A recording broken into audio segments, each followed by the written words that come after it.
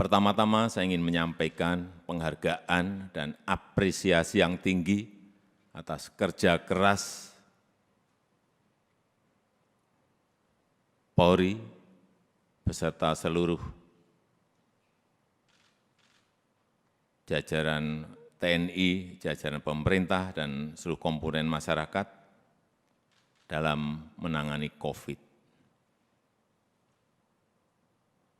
Itu dilihat masyarakat, dan itu juga saya lihat dan saya rasakan. Kerja keras itu. Dan hasilnya juga sangat signifikan. Sampai hari ini, yang mendorong paling kuat memang adalah dari Polri, telah 440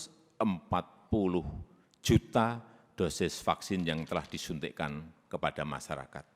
Dan hasilnya pandemi COVID mereda.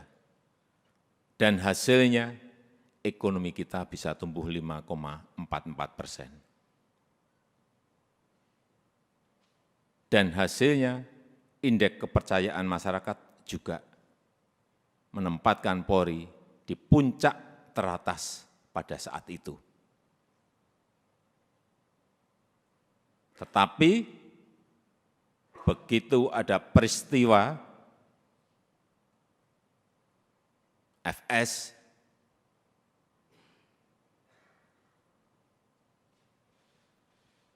runyam semuanya dan jatuh ke angka yang paling rendah. Dulu dibandingkan institusi-institusi penegak hukum yang lain tertinggi, sekarang saudara-saudara harus tahu menjadi terendah. Ini yang harus dikembalikan lagi dengan kerja keras saudara-saudara sekalian.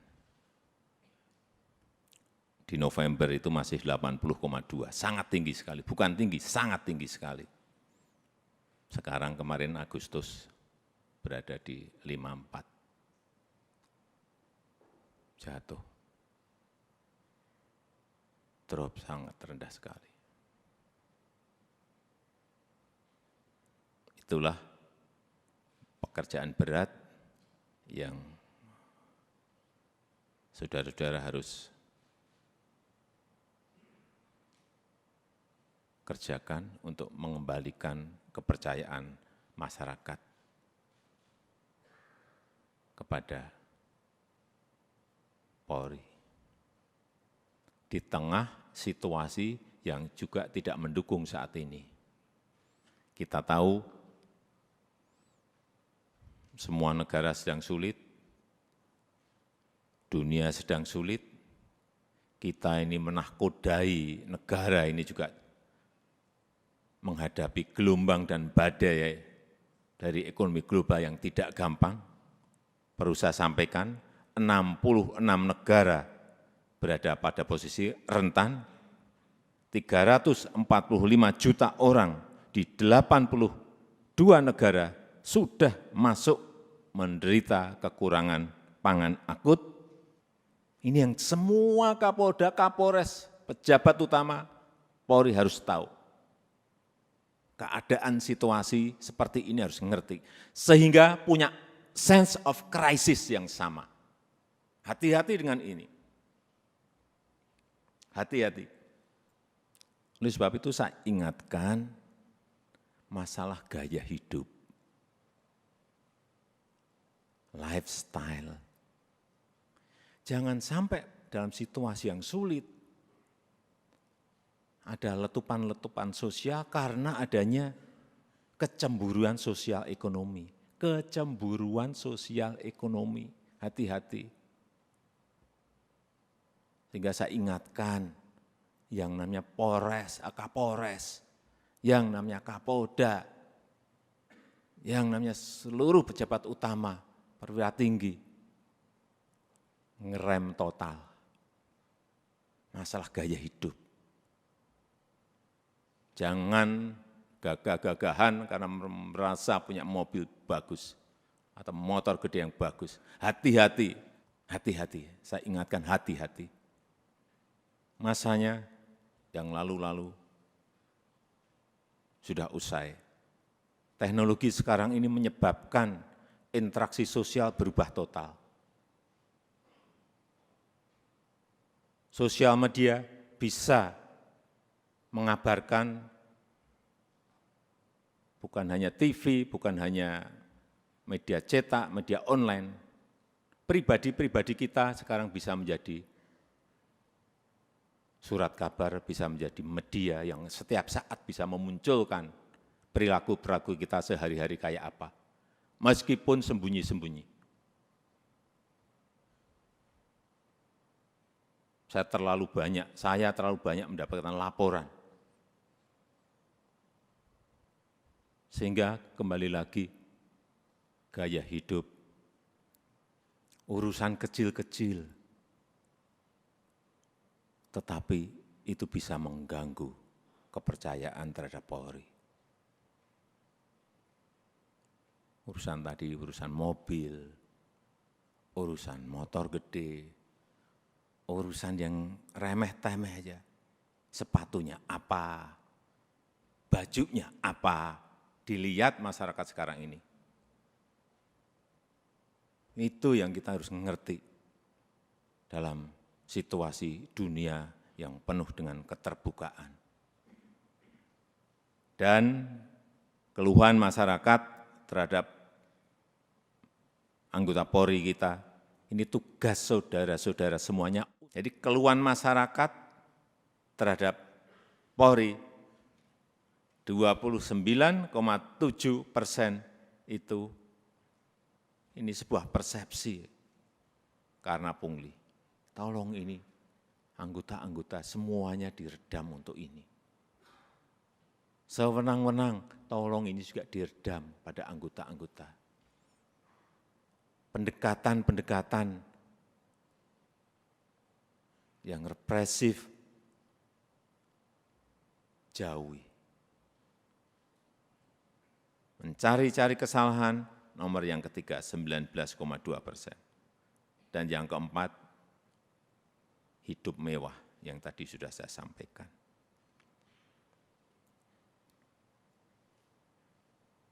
Karena Bapak, Ibu, dan saudara-saudara sekalian, itu adalah aparat penegak hukum yang paling dekat dengan rakyat, paling dekat dengan masyarakat, dan paling sering berinteraksi dengan rakyat. Jadi ingatkan anggota-anggota, selalu di briefing anggota-anggota, seluruh anggota, dan ingatkan untuk hal-hal yang berkaitan dengan pelayanan masyarakat, ingatkan mereka. Jangan sampai karena tidak kecepatan kita, yang kedua, rasa aman dan nyaman masyarakat itu, ini masalah persepsi loh. Rasa aman dan nyaman masyarakat itu menjadi terkurangi atau hilang. Karena apapun, Polri adalah pengayom masyarakat. Hal-hal yang kecil-kecil, tolong betul-betul dilayani betul.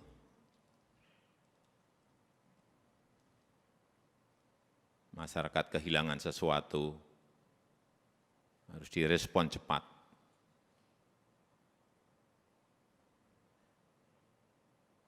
Sehingga rasa terayomi dan rasa aman itu menjadi ada. Yang ketiga, yang berkaitan dengan soliditas. Jangan sampai, ini hati-hati, ini sudah masuk tahun politik. Karena pemilu sudah berjalan tahapan pemilu sudah berjalan sejak Juni yang lalu. Harus ditunjukkan soliditas di internal Polri dulu.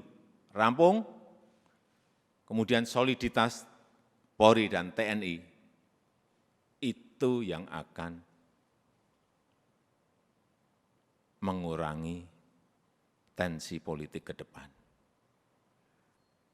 Soliditas. Harus ada kepekaan. Posisi politik ini seperti apa sih?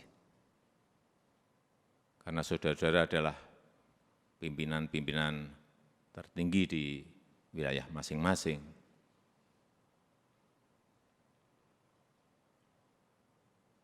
sense of politiknya juga harus ada. Tidak bermain politik, tetapi ngerti masalah politik, karena memang kita akan masuk dalam tahapan tahun politik. Kalau dilihat, kembali lagi, kalau dilihat Polri solid, kemudian bergandengan dengan TNI solid, saya memberikan, bolak-balik saya sampaikan, saya memberikan jaminan. Stabilitas keamanan kita, stabilitas politik kita pasti akan baik.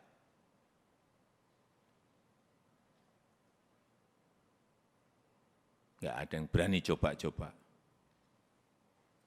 Kalau coba-coba ya tegas saja. Yang keempat, yang berkaitan dengan kesamaan visi. Saya kira yang berkaitan dengan kebijakan organisasi,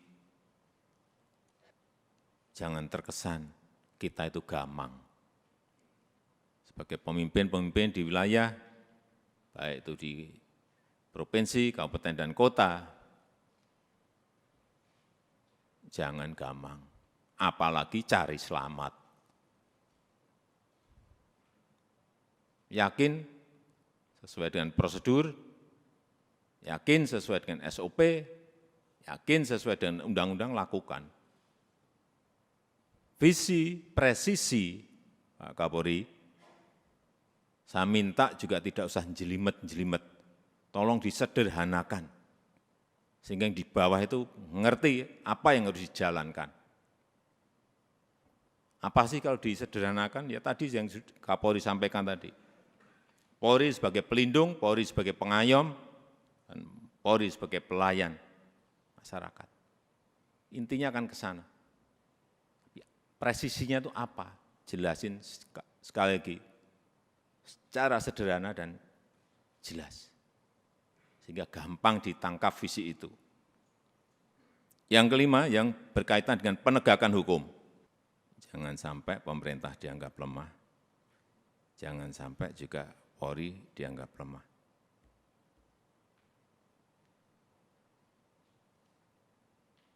Saya sudah perintahkan kepada Kapolri saat itu, urusan judi online, bersihkan. Ya udah.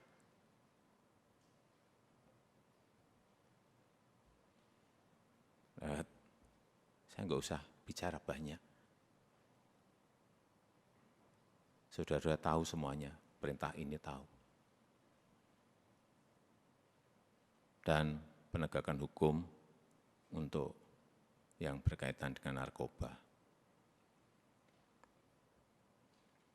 Ini yang akan nanti bisa mengangkat kembali kepercayaan masyarakat terhadap Polri.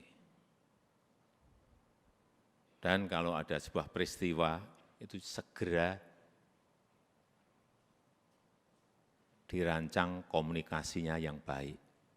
Komunikasi publik itu penting banget. Jangan terlambat, jangan lamban. Sehingga yang muncul nanti kalau lambat, yang muncul isu-isu yang lain. Sekarang ini sekali lagi era sosial media, hitungannya detik, hitungannya menit. Sudah bukan hari lagi.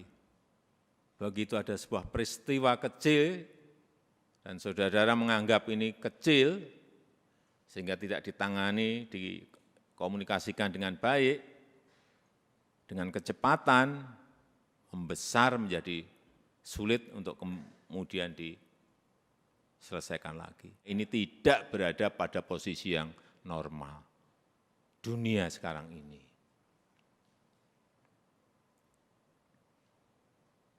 Sehingga gampang sensitif dan gampang tersulut. Untuk menumbuhkan optimisme harus menciptakan hal-hal yang baik, dikontra dengan itu, dikontra dengan prestasi-prestasi, dikontra dengan komunikasi yang baik.